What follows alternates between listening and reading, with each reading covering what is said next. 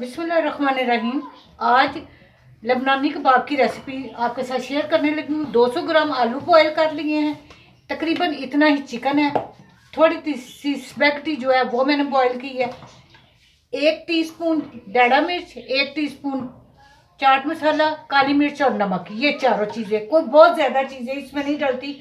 ये देखें, मैंने थोड़ी सी 3 से 4 टेबल स्पून गाजर ले ली है, शिमला ले लिया, धनिया, ये लहसुन अदरक 1 टीस्पून, 2 हरी मिर्चें ये काट ली हैं।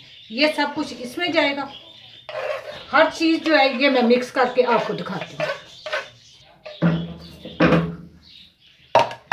ये लें जी, ये चिकन भी चला गया, ये स्पैगेटी भी चढ़ेगी। मैंने थोड़ी सी डाली है, लोग बहुत ज़्यादा डालते हैं, अपनी मर्जी है। ये 2 टेबल स्पून के करीब ये chilli, 2 tablespoon vinegar, 2 tablespoon ही मैं इसमें ये डालूंगी केचप। ये सब कुछ डाल के मिक्स कर लेती हूँ।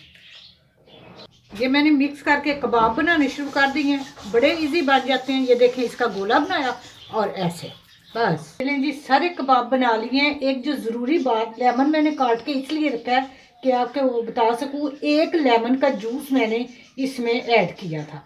ये लाजमी लेमन का जूस आपने डालना है। ये फेंट लिया अंडा और अब इसमें रोल करके फ्राई लो आंच पे करना है। बिस्मिल्लाह। वैसे तो ये हर चीज़ गली ही है, लेकिन फिर भी ज़रा गोल्डन ब्राउन मीडियम आंच पे करेंगे तो बेहतर रहेगा।